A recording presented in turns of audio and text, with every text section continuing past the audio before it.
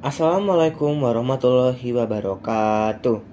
Perkenalkan, nama saya Aras Namo dari SMA Negeri 20 Jakarta, kelas 12 IPS 3, akan menjelaskan tentang perubahan sosial.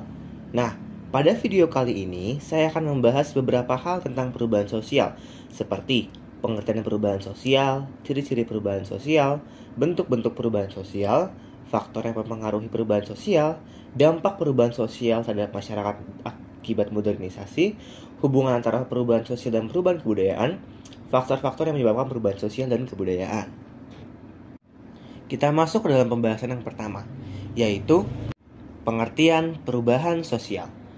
Terdapat beberapa pengertian dari tiap-tiap ahli sosiologi, seperti yang pertama, MacIver. MacIver mengatakan kalau misalkan perubahan sosial sebagai perubahan-perubahan dalam hubungan sosial atau sebagai perubahan terhadap keseimbangan hubungan sosial. Lalu ada Selo Sumarjan yang mengatakan kalau perubahan sosial adalah segala perubahan pada lembaga-lembaga kemasyarakatan dalam suatu masyarakat yang mempengaruhi sistem sosialnya. Lalu ada menurut Robert M. Zilawang yang mengatakan kalau perubahan sosial adalah proses ketika dalam suatu sistem sosial terdapat perbedaan-perbedaan yang dapat diukur yang terjadi dalam suatu kurun waktu tertentu. Kemudian kita masuk dalam ciri-ciri perubahan sosial. Terdapat beberapa ciri-ciri, diantaranya ada 5. Yang pertama, setiap masyarakat pasti mengalami perubahan, baik secara lambat maupun cepat, sehingga tidak ada masyarakat yang berhenti perkembangannya. Yang kedua, perubahan yang terjadi pada suatu lembaga kemasyarakatan akan diikuti oleh perubahan-perubahan pada lembaga-lembaga sosial lainnya. Hal ini disebabkan karena lembaga-lembaga tersebut saling berhubungan dan berkesinambungan. Lalu yang ketiga, perubahan sosial yang cepat biasanya menimbulkan disorganisasi yang bersifat sementara karena berada dalam proses penyesuaian diri. Disorganisasi tersebut akan diikuti oleh reorganisasi yang mencakup pematapan dan kaidah-kaidah dan nilai-nilai yang baru. 4. Perubahan sosial terjadi dalam bidang material dan imaterial karena keduanya memiliki hubungan timbal balik. Lalu yang kelima, secara tipologis perubahan sosial dapat dikategorikan dalam beberapa bentuk, yaitu sebagai berikut. A. Proses sosial, B. Segmentasi atau pembagian, C. Perubahan struktur, dan D. Perubahan struktur kelompok. Kemudian kita akan membahas bentuk-bentuk perubahan sosial. Yang pertama, yaitu bentuk menurut cepat atau lambatnya, yaitu ada perubahan yang lambat dan perubahan yang cepat. Perubahan yang berlangsung secara lambat disebut sebagai evolusi, yaitu merupakan perubahan yang memerlukan waktu yang lama. Nah, kebalikannya, revolusi adalah suatu perubahan yang memerlukan waktu yang cepat untuk mengalami perubahan. Contoh dari evolusi adalah evolusi manusia. Dan contoh revolusi misalkan revolusi industri yang pernah terjadi di Inggris, Prancis, dan juga Amerika. Lalu yang kedua, perubahan menurut ukurannya. Ada yang berpengaruh secara besar dan berpengaruh secara kecil. Contohnya secara besar, yang tadi juga misalkan revolusi industri. Pengaruhnya besar karena bisa mencakup berbagai golongan. Yang kecil contohnya seperti model pakaian, dikarenakan hanya mencakup sebagian kecil golongan. Lalu yang ketiga, yaitu perubahan yang direncanakan dan tidak direncanakan. Contohnya, misalkan perubahan yang direncanakan adalah pembangunan jalan raya. Itu direncanakan oleh pemerintahan. Dan contoh perubahan yang direncanakan, contohnya adalah bencana alam, karena tidak ada yang bisa memprediksi bencana alam, bukan? Lalu yang keempat adalah perubahan menurut arah jalannya.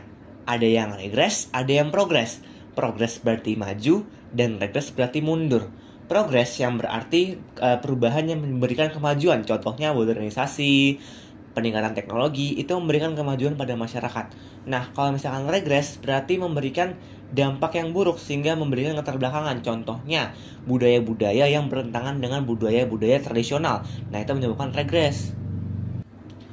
Kemudian kita akan membahas tentang faktor-faktor yang mempengaruhi perubahan sosial. Nah, yang pertama kita akan membahas tentang faktor-faktor yang mendorong jalannya proses perubahan. Yang pertama, kontak dengan kebudayaan lain. Kenapa ini bisa berpengaruh? Karena dengan adanya kontak dengan kebudayaan lain, maka pasti akan terjadinya pertukaran antara suatu kebudayaan dengan kebudayaan lain, sehingga akan semakin berkembangnya suatu kebudayaan. Yang kedua, sistem pendidikan formal yang maju. Dengan majunya pendidikan, maka orang-orang akan mulai berpikir lebih kritis untuk memperbaiki hidup mereka. Maka mereka akan melakukan perubahan pada hidup mereka. Yang ketiga, sikap menghargai hasil karya seseorang dan keinginan untuk maju. Yang keempat, toleransi atau memiliki sikap mau menerima terhadap hal-hal baru. Yang kelima, sistem terbuka dalam lapisan-lapisan masyarakat. Yang keenam, penduduk yang heterogen. Yang ketujuh, ketidakpuasan masyarakat terhadap bidang-bidang kehidupan tertentu. Dan yang kedelapan, orientasi ke masa depan. Dan yang terakhir, nilai bahwa manusia harus senantiasa berusaha memperbaiki hidupnya. Lalu kita masuk ke dalam faktor-faktor yang menghalangi terjadinya perubahan. Yang pertama, kurangnya hubungan dengan masyarakat lain karena kehidupan terasing. Dengan tidak adanya kontak dengan kebudayaan lain, maka pengetahuan yang mereka miliki pun hanya sebatas tentang kebudayaan mereka sendiri. Contohnya, seperti suku Dayak Dalam yang mengasingkan diri dari kebudayaan modern. Nah, karena kurangnya hubungan dengan masyarakat lain, mereka jadi kehidupan yang tertinggal dan tidak modern. Lalu yang kedua, perkembangan ilmu pengetahuan yang terlambat, misalkan seperti daerah-daerah di 3T yang tertinggal, terluar, dan terhambat. Nah, karena mereka kurang mendapatkan pendidikan, maka pasti kepintaran atau kemampuan berpikir mereka juga terhambat. Oleh karena itu, pendidikan sangat penting. Lalu yang ketiga, sikap masyarakat yang sangat tradisional dengan anggapan bahwa tradisi tidak dapat diubah. Lalu yang keempat, adanya kepentingan yang telah tertanam dengan kuat. Yang kelima, rasa takut akan terjadinya kegoyahan pada integrasi kebudayaan. Yang keenam, prasangka terhadap hal-hal baru, asing, atau sikap yang tertutup. Lalu yang ketujuh, hambatan-hambatan yang bersifat ideologis. Ideologi di masyarakat merupakan integrasi masyarakat tersebut. Lalu yang kedelapan, adat atau kebiasaan yang mendarah daging. Dan yang terakhir, nilai bahwa hidup ini pada hakikatnya buruk dan tidak mungkin diperbaiki. Nah, kita masuk nih ke dalam salah satu dampak perubahan sosial. Perubahan sosial ujung-ujungnya nanti akan bisa berakibat modernisasi. Apa sih modernisasi itu? Coba kita lihat dari pengertian para tokoh. Menurut Astrid S. Susanto, modernisasi adalah kesempatan proses pembangunan yang diberikan oleh perubahan demi kemajuan. Menurut Kojaraningrat, modernisasi adalah usaha untuk hidup sesuai zaman dan konstelasi dunia sekarang. Menurut Sujono Sukanto, modernisasi adalah suatu bentuk perubahan sosial yang biasanya merupakan perubahan sosial terarah atau directed change yang didasarkan pada suatu perencanaan yang disebut social planning. Menurut Alex Tio, modernisasi adalah suatu bentuk perubahan sosial berupa perubahan masyarakat pertanian menjadi masyarakat industri. Menurut Harold Rosenberg, modernisasi adalah sebuah tradisi baru yang mengacu pada urbanisasi atau sampai sejauh mana dan bagaimana pengikisan sifat-sifat pedesaan suatu masyarakat berlangsung. Menurut Wilbert Emor, modernisasi adalah suatu transformasi total kehidupan bersama yang tradisional dalam arti teknologi, serta organisasi sosial ke arah pola-pola ekonomis dan politis yang menandai negara-negara barat yang stabil. Nah, ada beberapa dorongan yang menyebabkan modernisasi, seperti dorongan untuk meningkatkan efisiensi kerja dan meningkatkan produksi. Yang kedua, dorongan mendapatkan sesuatu lebih banyak atau memiliki nilai tambah. Yang ketiga, dorongan untuk hidup lebih praktis atau lebih nyaman. Nah, ada juga nih faktor-faktor yang mempengaruhi modernisasi, di antaranya sebagai berikut. Yang pertama, adanya penemuan, perkembangan, serta penguasaan di bidang ilmu pengetahuan dan teknologi. Yang kedua, adanya perkembangan di bidang politik dan ideologi. Yang ketiga, kemajuan di bidang perekonomian dengan penerapan sistem efisiensi dan produktivitas. Yang keempat, perkembangan yang signifikan di bidang pelaksanaan, keimanan, dan ketakwaan terhadap Tuhan Yang Maha Esa.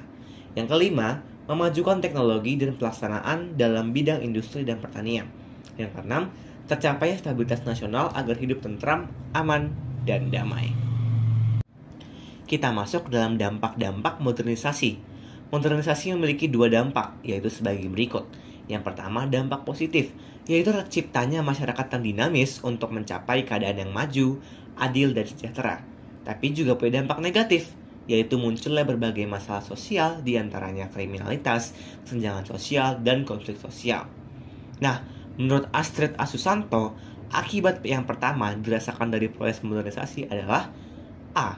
Kesulitan dalam bidang agraria. B. Produksi agraria masih bergantung pada individu.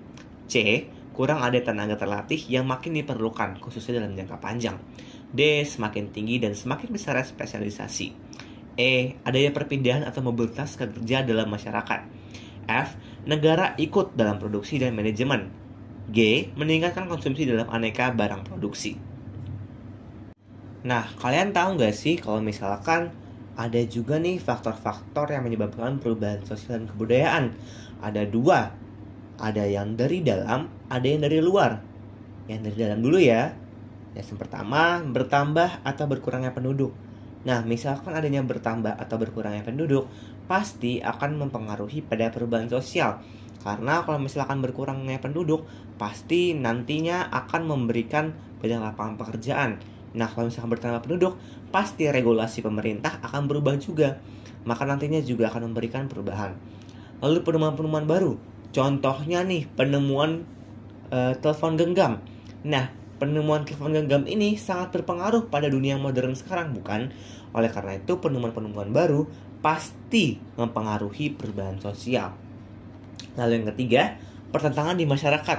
Contohnya nih kita ambil kalau misalkan adanya konflik di antara satu suku dengan suku lain. Nah, hasil dari konflik tersebut, baik dampaknya negatif atau positif, pastinya nanti akan memberikan perubahan sosial. Lalu yang keempat, terjadinya pemberontakan atau revolusi. Kita ambil contoh revolusi 1998, yang dimana revolusi itu membuat pergantian orde pada masa orde baru yang digantikan dari orde lama. Karena itu terjadi perubahan antar orde tadi. Lalu ada juga yang perubahannya faktor dipengaruhi dari luar. Yang pertama, sebab-sebab yang berasal dari lingkungan alam fisik yang ada di sekitar manusia. Contohnya nih, seperti hujan deras, banjir, tsunami, bencana alam yang memang tidak bisa dikontrol oleh manusia. Oleh karena itu, pasti nantinya akan terjadi perubahan. Entah itu memakan korban jiwa, perubahan terhadap demografi penduduk, perubahan terhadap geografi penduduk. Nah, dalam berbagai bidang pasti akan mempengaruhi perubahan. Lalu yang kedua, peperangan. Peperangan ini sudah pasti ya, karena mempengaruhi sosial suatu negara.